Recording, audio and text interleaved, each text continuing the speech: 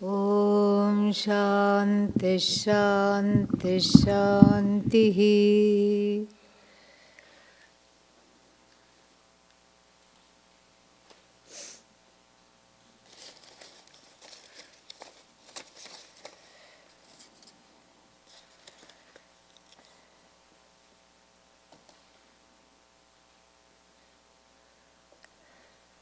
People are losing jobs because of AI.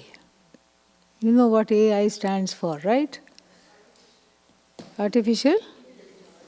Another Ishvara. Yes. So, another form of Ishvara that we have to get to know. So, AI is what? Another Ishvara. So, yeah, many people are losing jobs. How to stay calm when artha, security, is threatened? Good question. Study Bhagavad Gita. Study Vedanta.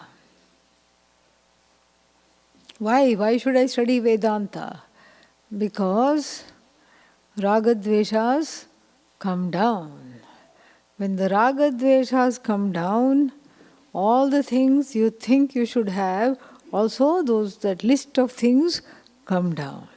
And when the list of things come down, you spend less. You see, this is a fact. And when you spend less, you're not as threatened. Yeah. This is what is called the foolproof retirement plan. Become a sannyasi.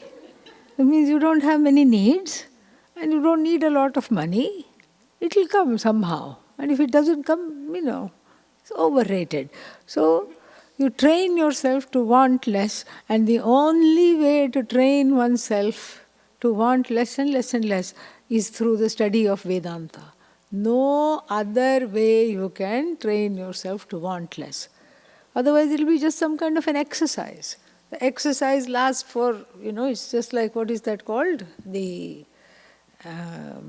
assertiveness training programs. So you go to the weekend program and you're very, very assertive. And then after that, you don't open the door for fear of who is on the other side. So, same thing with positiveness and self-esteem. Raise your self-esteem in one weekend. Those things don't work.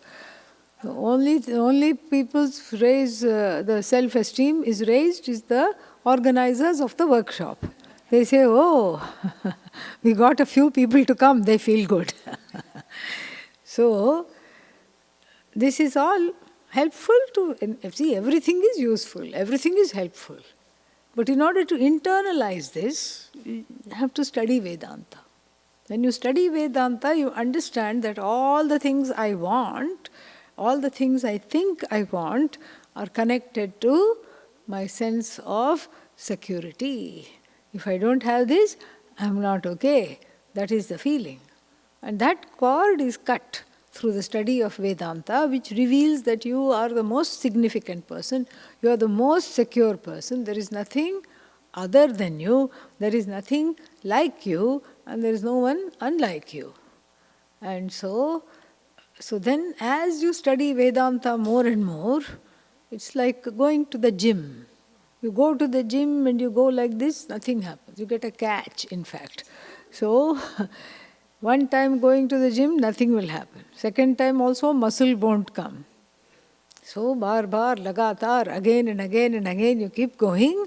And then after that, you see, like in the, not like Popeye, not in like that cartoon, It's like he eats a can of spinach and it goes straight here into the muscles. We see some small changes. And so, this also is like abhyasa. Abhyasena tu kaunteya vairagyena grihyate. 6th chapter, when Arjuna is skeptical about how the mind should be trained through this study, through the practice of nididhyasana, meditation, etc., he is told that to to not get discouraged and to repeatedly practice. So repeated Shravanam wears off what you think you need. Because all those things that we think we need, we don't even use. A fun homework is to go back after the retreat, look around your living dwelling place and see all the things that you have. And then put in a box. And then put it under your bed or in an attic or somewhere, all the things you're not using. Chances are, and for 6 months don't even think about it. Chances are you won't even miss it in the first 3 months, and in the second 3 months you won't even remember what's in it. And then you take out, how did I do without this? That itself shows that this need is a manufactured need. Most of our wants and needs are somehow manufactured. Some of them are manufactured by the society. They are collectively manufactured. If you are cool, you should have this. This is a subliminal conditioning, which is there in all the advertisements, which are again operating on a very sukshma basis. They get you before you know that they get you. Somebody did a research on the music that is played in the supermarkets. And then it makes you more hungry, apparently, listening to that. You don't even remember the lyrics. You don't remember the sound. You don't remember the tune. But somehow, subliminally, it makes you buy more. It makes you buy things you don't want. All the retail, people know this. So retail therapy is very costly. So the study of Vedanta does a bhanga to this spoof that I need things because somebody else thinks I need this. I have to have this because I feel better with this. All this it goes. And then as you grow in Vedanta, you don't even have to drop the wants and needs. They drop on their own. They drop. And when they drop, it doesn't matter if the job also drops, because you are in the lap of Ishvara and you will find something. Because you see, this is the law of life. If you are meant to eat, food will come. Because it's an uncreated need. It's a need that is Ishvara-based need.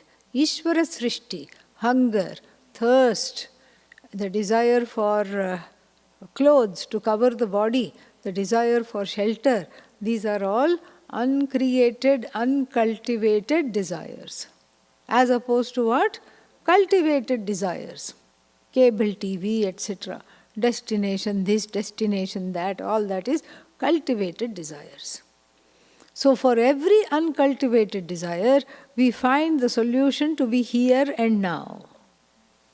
If somebody says, I am hungry, and you tell them, in Swarga there is lot of food, what will happen? They will send you to Swarga first, because they'll be not only hungry, but they'll be angry. And there is a combination also. What is that? Hunger plus anger, hangry. Yes. So it doesn't do to say, okay, you're thirsty now. In Brahmaloka there is very nice, very nice water, the sweetest water. That doesn't help. When is one thirsty? Now. When is one hungry? Now. And so, for every need, the solution is given also in this world. When? Now. And you see this. You see this in all these, these zoos and bird sanctuaries, and then the animal sanctuaries. They have these eagle cam, giraffe cam, all these things. You see elephant cam. The baby elephant is born, and immediately, without GPS, it goes to the mother's breast. It knows where the food is. Bhagavan has programmed it to go. Without the mother saying, take a left turn here. No, you have gone too far, come back. No, nobody needs to guide it. Instinctively it goes. Instinct means Ishvara. So the hungry baby coming out of the womb is guided towards the food. Food is available, food is there. And so similarly, if one is meant to eat, it will happen. Don't go to the dining hall tomorrow and see what happens. Well, I think you got too influenced by Shvetaketu's 15-day fast. No, but really, you can try it out. If you don't go to the dining hall, let's see what happens. If you're meant to eat. Maybe 1 or 2 days you'll have to be like Shvetaketu, but after that somebody will say, what has happened? This person hasn't come. They call you. I have kept some food aside for you. I'm doing this for you. Here, take something. Something will come, definitely. But to be able to live like that needs a certain inner revolution. It doesn't happen automatically because we are so much consumed by fear. Fear is the driving force of every Jivik life. Why Jivik? Because it's mostly ik. That's why. Icky. So, therefore this is a question of retraining oneself. Retraining, let me speak some current lingo, retraining the neural pathways to think differently. To know that one doesn't have to be driven by fear. What kind of a fear? A survival-based primal fear. A primal anxiety which really has no purpose other than to create ulcers. No other purpose is there. And so I have to be able to, with the help of Vedanta Shastra, know that this fear it has no purpose. And it's not even fear of death, so to speak, or fear of decimation of some kind.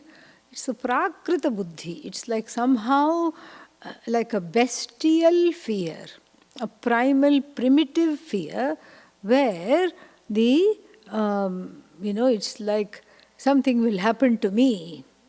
I will be consumed, I will be swallowed up. That kind of a fear.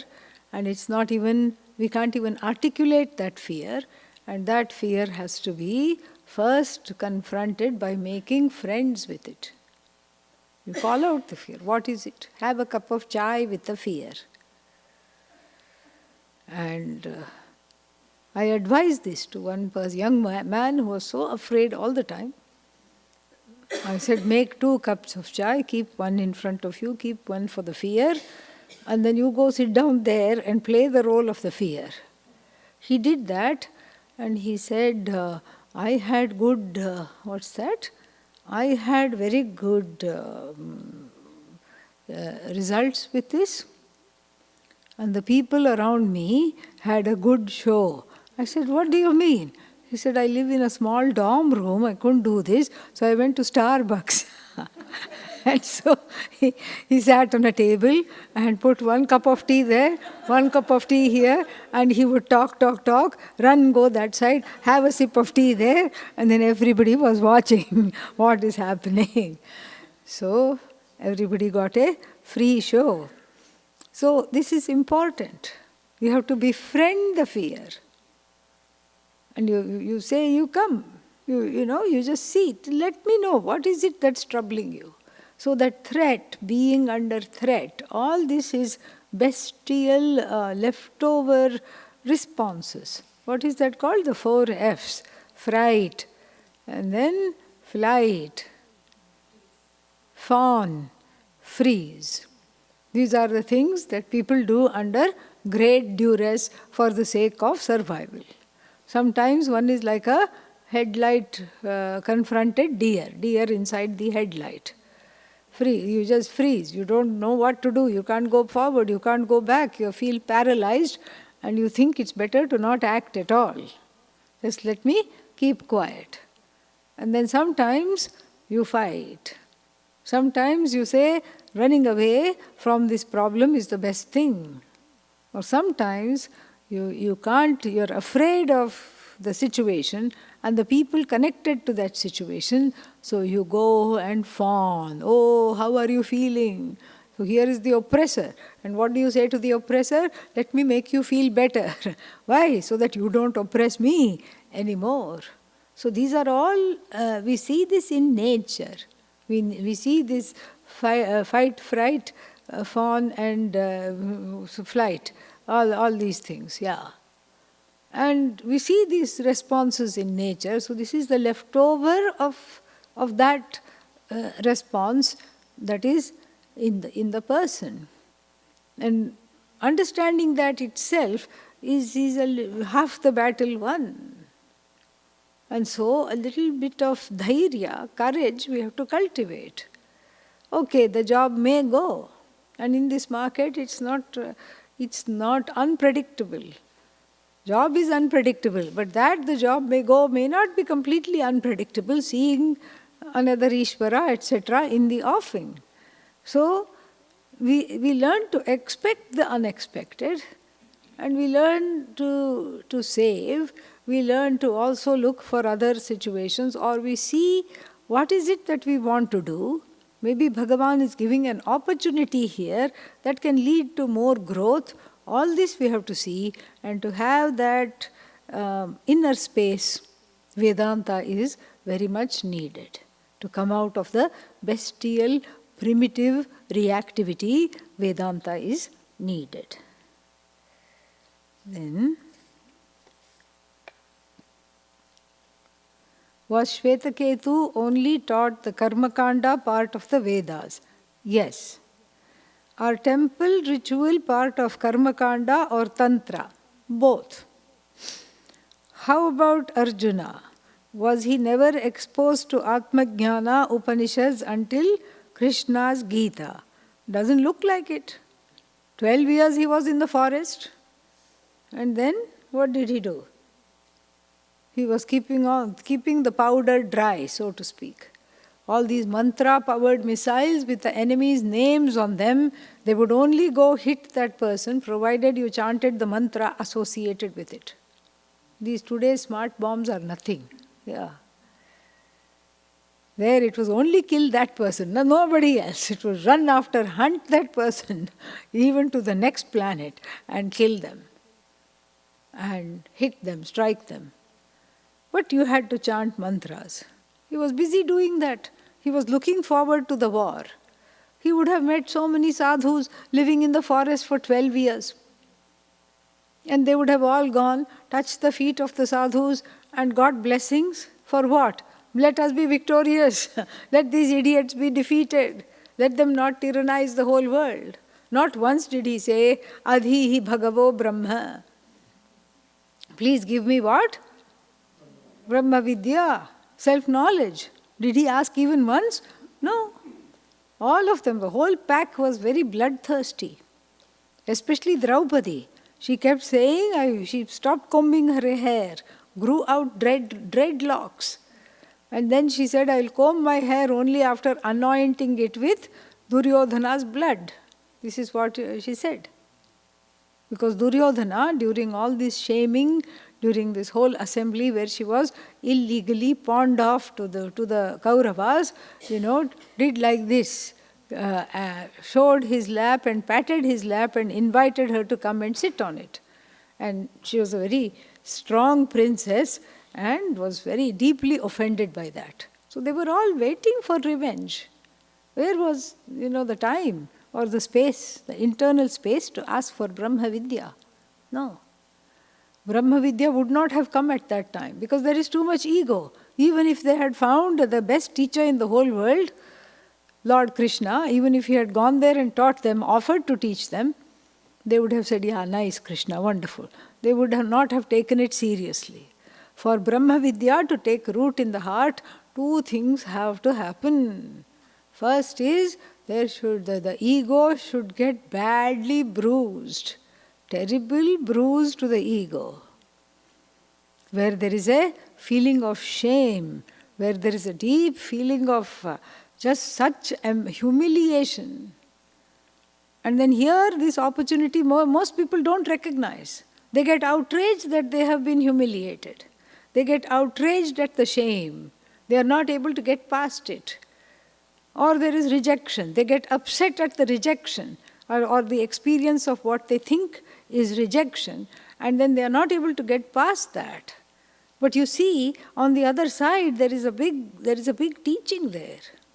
So any shame, humiliation, and then what else? The feeling of rejection, feeling of being excluded, feeling of being left out, all these are vantage points of entry into Vedanta. They are all very important entry portals, because when the ego is bruised, it is looking for a place of rest. And the ahankara can either go back to its routine. What is its own routine? Just strutting around and pretending to be powerful, pretending to be in charge. That is its everyday routine. It can go back to that.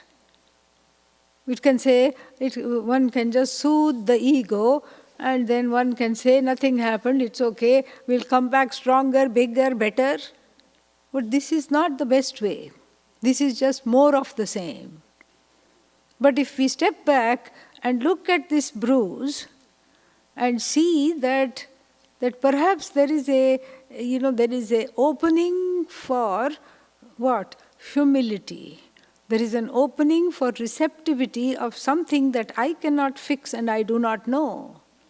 So this is the first entry point. Really, to study Vedanta, there has to be some ego bruise as soon as you start studying it or before you start studying it.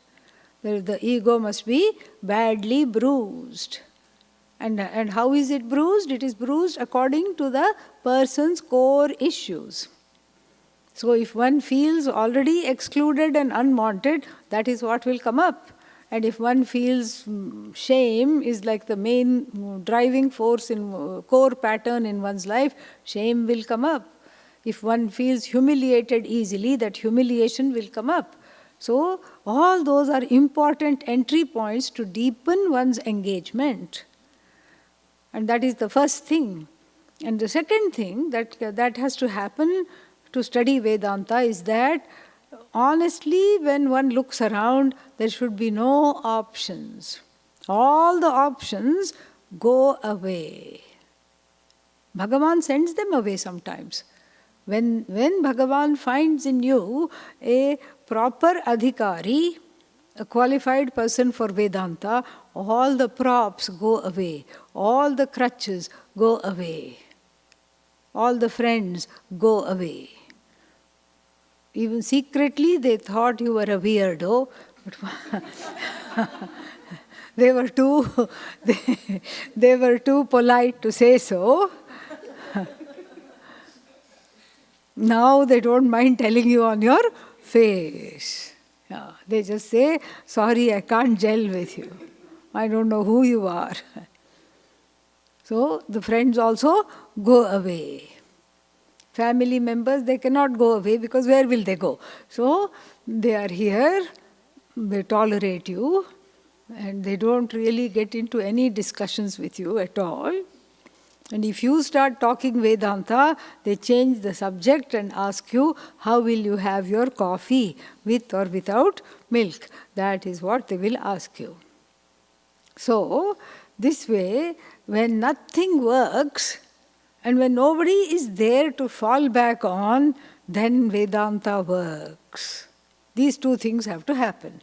Now, for Arjuna, did those two things happen before the war? Not at all. War was declared. Everybody declared the war by, beating the kettle drums and the big conch shells. Kettle drums, conch shells and the cattle bells, everything. The whole place was a cacophony of various instruments declaring, and people were, zipping arrows just like that, without any, like people fire shots in the air these days. So they were zipping arrows without a target just to have that noise and to add to that.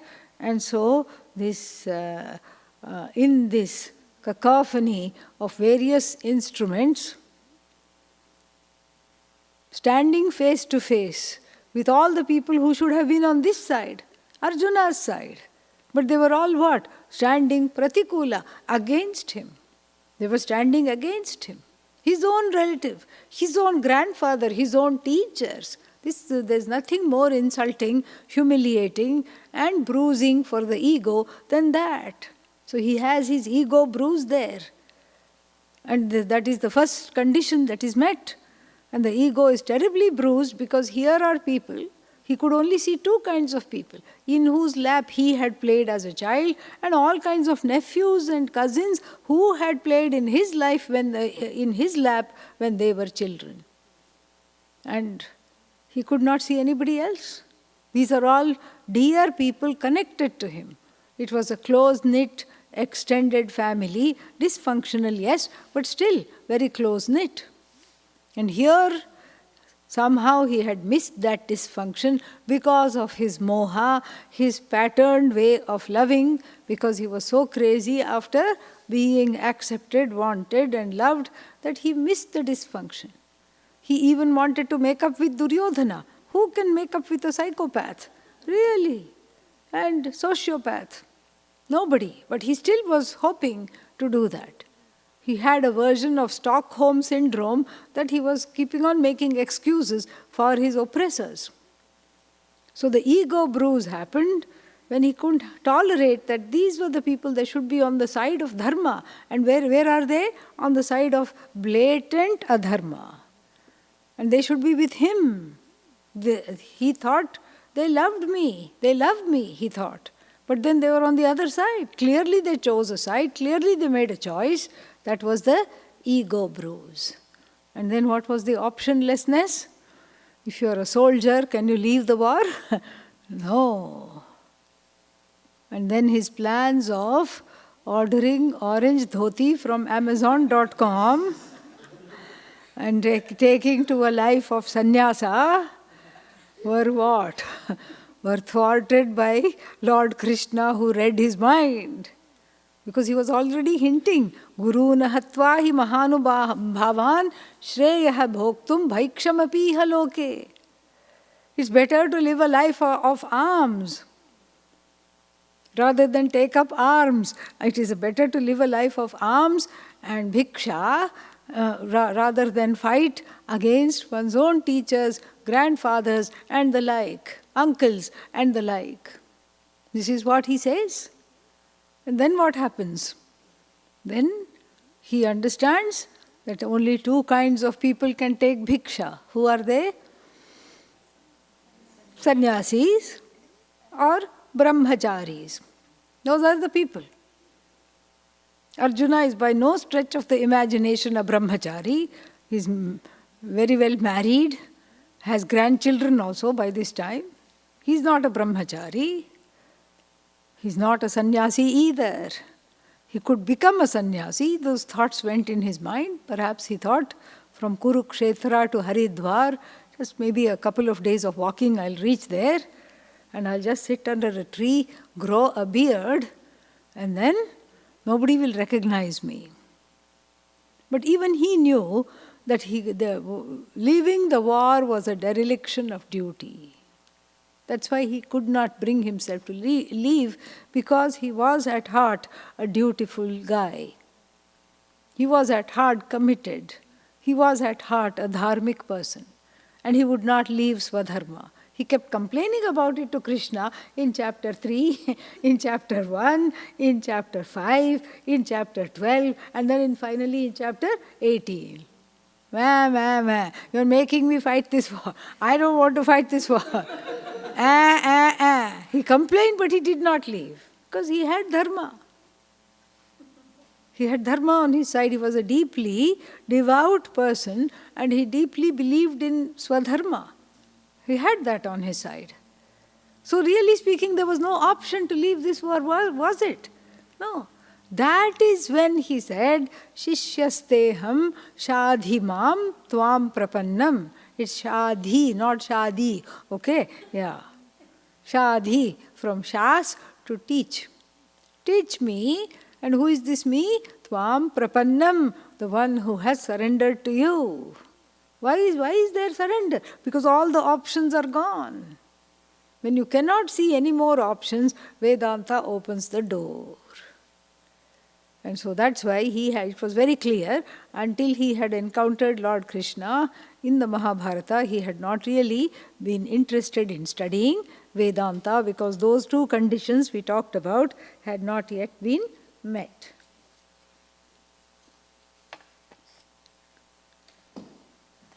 Jahat Lakshana, explain again. So, Jahat Lakshana is when you remove something to get the real meaning of something. Bring me some aqua. Is that person asking for water? No. The person is not asking for water, the person is asking for alcohol, but wants other people to think that they are asking for water. So they have slipped some money to the waiter. Bring aqua, okay, aqua. So in this sentence, the aqua word is what? It is to be, is tyajyam. It has to be given up. Because it's not the literal meaning of the sentence. It has to be given up, and then this aqua sthani, whatever is in place of the aqua has to be brought in. So that is jahal lakshana. You give up that. And then only the meaning becomes, so when you give up aqua, the word aqua, I want some water with some aqua in it. So when you give up that aqua, then only the real meaning comes of the word. That is jahat lakshana. Whereas in the other example, what was the other example? Yeah, the white runs. There you have to bring in. You retain the white, correct? You don't throw away the word white, but in order to make for it that sentence to make sense, white what? You bring in that substance. White cow, white horse, whatever it is. You bring that in order to do that. That is ajahat. So you don't leave the word white, you bring in something else. Okay? And here also you bring in the alcohol, but you have to give up that word. You have to give up. You bring in all right, but you have to give up. Here you don't give up. Without giving up, you bring in. That's the difference. Meaning of Devi Suktam. Just that. It's like an enlightened person being a poet and channeling the mantras of the Veda. So the person here is a rishini, she's a rishi, and channeled the Devi Suktam, where the Devi herself proclaims that I am in everything, I am as everything. Very beautiful it is.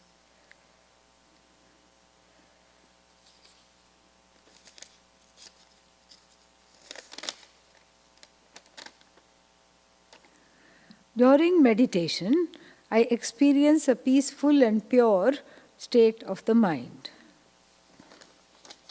I also visualize myself as a Jivatma with vasanas and desires, likes and dislikes. When I look at the Jivatma, I sort of detest it for its afflictions and unwisely behavior.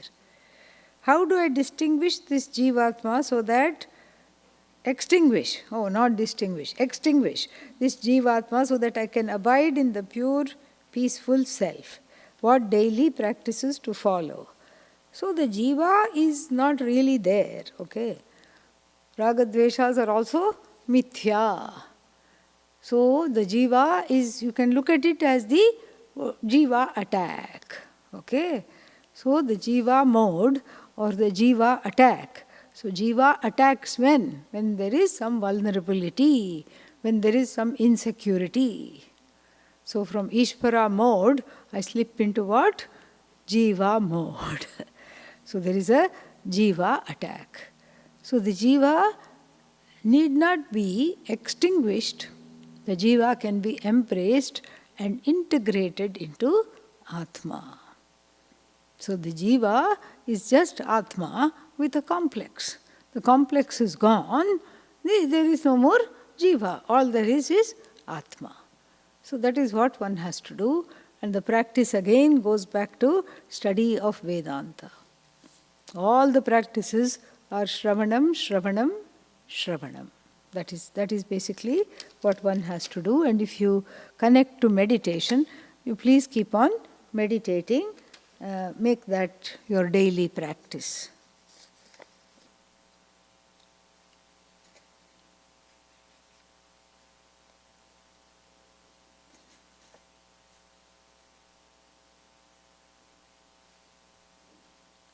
Can you elaborate that Satchidananda Satyam Jnanam Anantam is not the same as Brahman but indicative of it?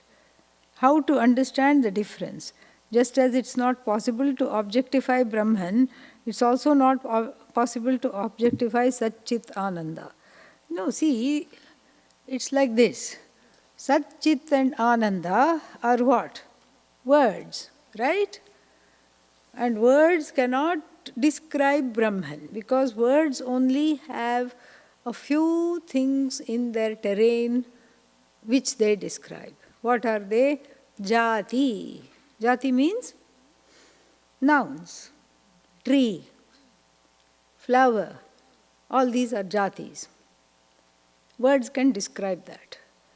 Then guna, tall tree, short tree, bushy tree, dried tree, deciduous trees, evergreen tree. Like this, these are all gunas.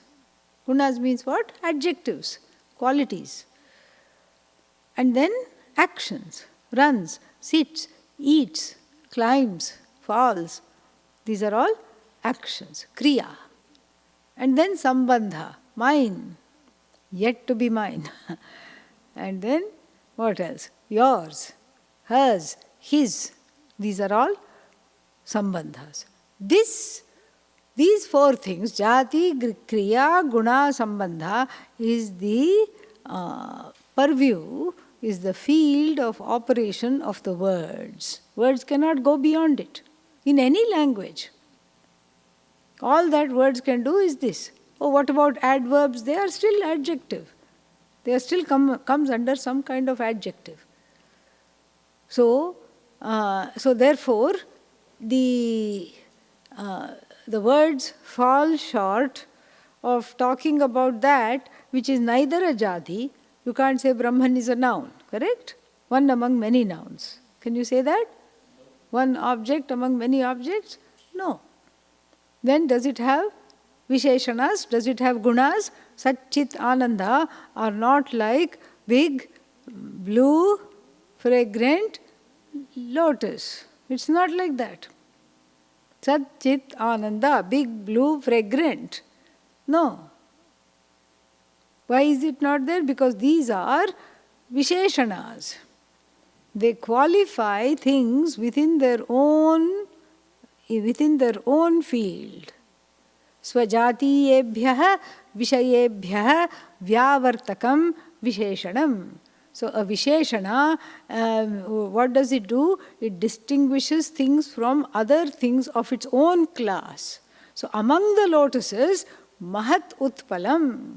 Among the Mahat Utpalam, Neela Utpalam.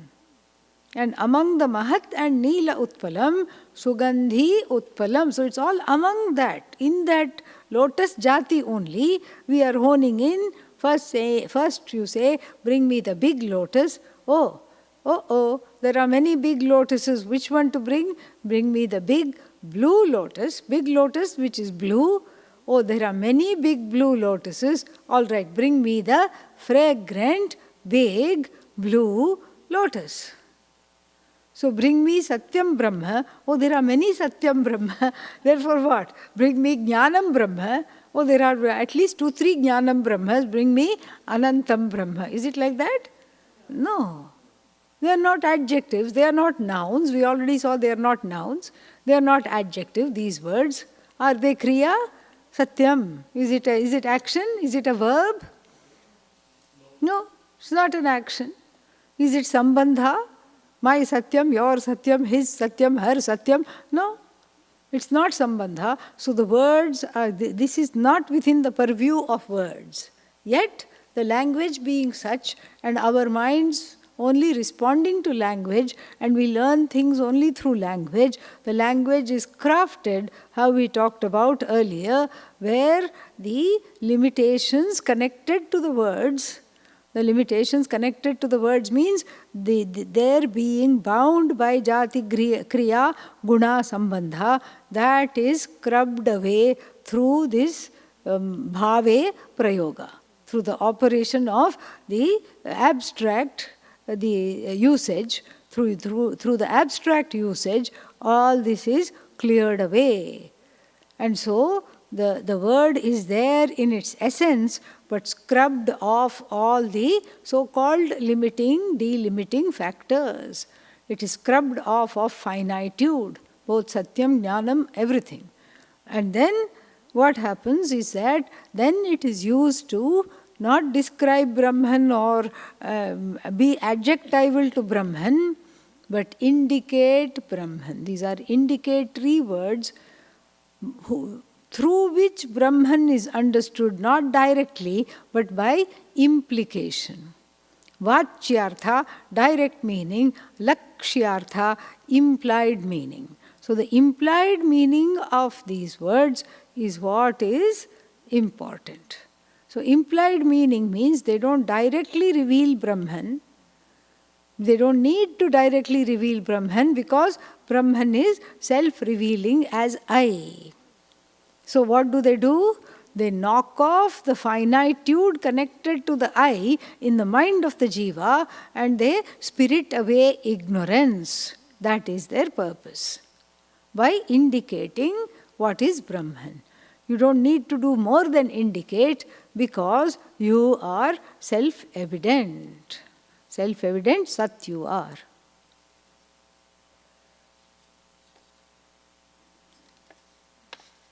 Can you please explain Bhagatyaga Lakshana?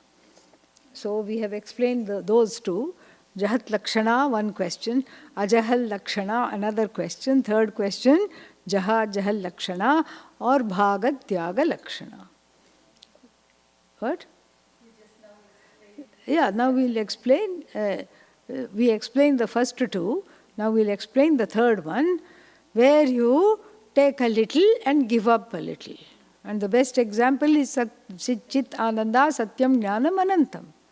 So you retain the existence portion of the word and you give up the notions of it being time-bound. You retain Jnapti Swarupa, where Jnanam is concerned, the abstract knowledge, and you give up knower, known, and means of knowing. You give up all the finite statuses. That is what is called Jahat, Ajahat, Lakshana, or also known as Bhagatyaga Lakshana. Please share a story about Pujya Swamiji to inspire those who have never met him in person. I am sharing every day. Today, 2 stories in the evening, correct? Yeah. So like this, I will keep sharing. Right now, suddenly I can't think of anything. So I'll keep this question in mind and I'll keep sharing. Okay? Yes. I'll keep not a question, request. Given that the mind comes from the subtle matter in food, is it possible to discern more specifically what happens to the mind after eating certain foods?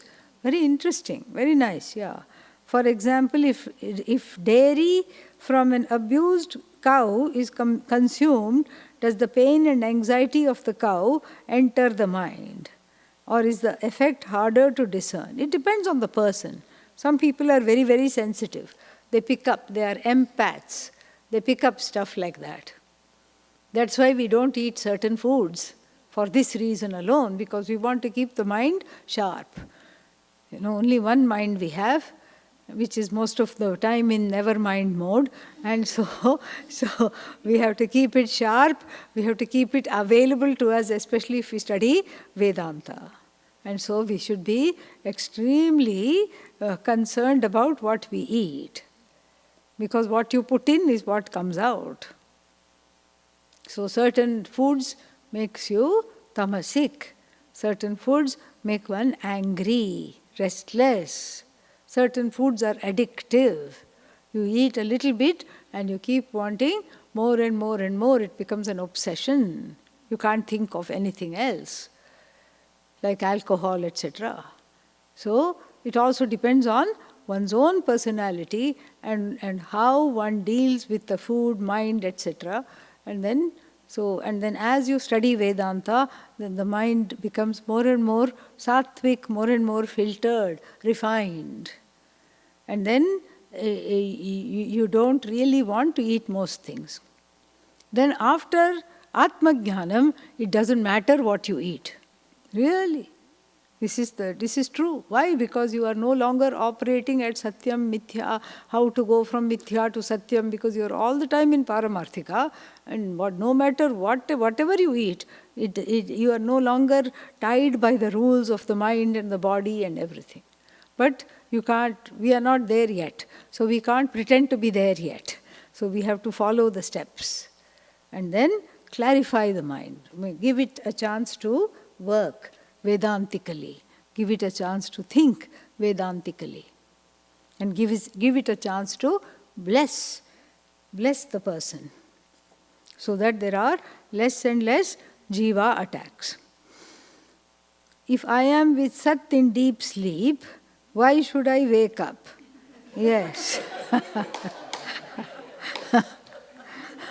Wait, the sentence is not complete, okay? I just paused there for effect.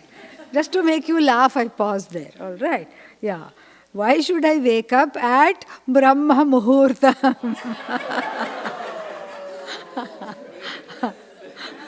That is the question, okay?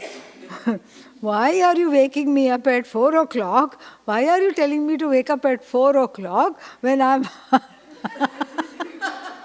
when I'm already with what? Sat. I'm with Brahman or not? Yes. So what to do? Wake the person up and say, sit with Brahman. Be with Brahman. What were you doing? I was already with Brahman. Before you came and started to wake me up. So, if I am already with Sat, when in deep sleep, no thanks to you, in deep sleep I am already with Sat, then you first designate an odd time and when the time where the deepest sleep is there is at 4 o'clock, for some reason. And that means what? More Brahman at 4 o'clock. So you choose some odd arbitrary time when I'm most with Brahman, and then what do you tell me? Wake up, be with Brahman now. This is the best time to meditate. I was already in Nirvikalpa Samadhi, thank you very much. So, this is a very good question. At least it made me laugh a lot. So that was fun. It made all of us laugh. But the deep sleep that you are in, you have slipped into default mode of Sat, where you are not available or awake to enjoy the Satness of yourself. So that's why you have to do this whole arbitrary thing. So we get you out of Sat in order to go back into Sat at Brahma Muhurta. Okay? Yeah, nice question.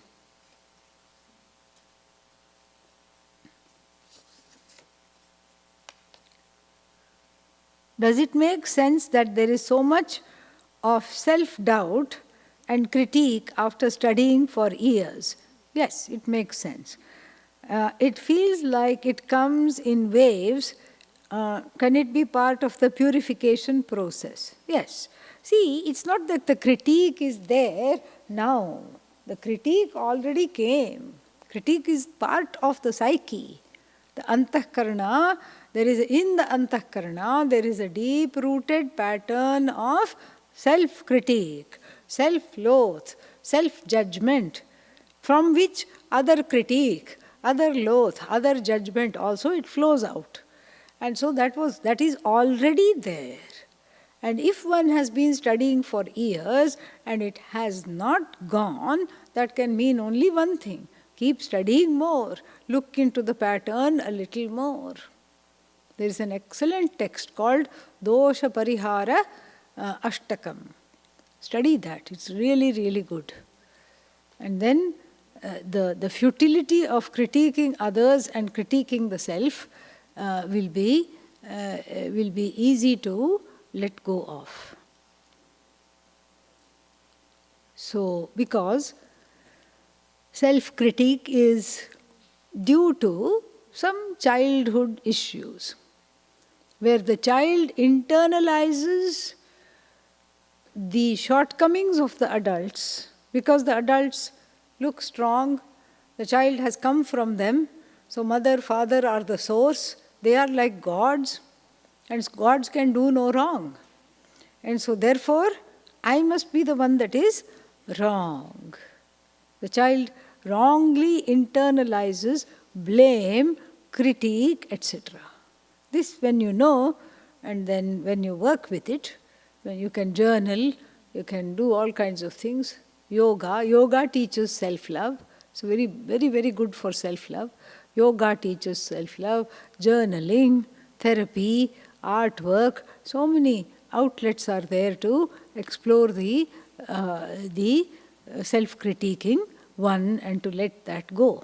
All that can be done. Those are all auxiliary sadhanas. So Shravanam is the main sadhana, but along with that, so that the mind can be free and can work, so we have to be having those auxiliary sadhana also. I did not follow the shlokas on Sat clearly, and then the individual self entering into manifestation. Manifestation or demanifestation? Anyway, we'll see the rest of the question. As I understood, in the primal step of manifestation, okay. The Sat enters into fire, water, earth, which then have Devata status. The Devatas gain a sense of individual self because of having different forms from one another. The Devatas each declare, let me become many, which transpires by their eye sense entering into the grossification process. So is it that the Sat in the sense of an individual self that is absent in deep sleep? When Sat enters into the three elements, the sense of the individual I appears and proliferates subsequent to the Devatas deciding to become many. In the case of the Jiva, the I sense is taken as other than Sat, which is divisive and has painful consequences. You got it right. Nothing wrong. Yes. So, Jivena Atmana means the individual I alone, the Sat enters as I. What kind of I? The I that is in deep sleep, bereft of, free of upadhis called the mind, etc. So the Sat, which is identical to the I, in the form of the I, enters the three elements, which in turn declare, each one declares itself to be I fire, I this, and so like that. So in other words, all this is there, the cosmic, the creation, the cosmic creation, the creation cosmology is there to show that the I is never left out. The I is front and center of the whole process of manifestation of everything, of the whole universe. That is how it is. You got it right. Nothing wrong there. Okay. Om Purnamadav Purnamidam Purnat Purnamudachyate Purnasya Purnamadaya Shishyate. Om Shanti Shanti Shanti Harihi Om Shri Gurubhyo Namaha Harihi Om.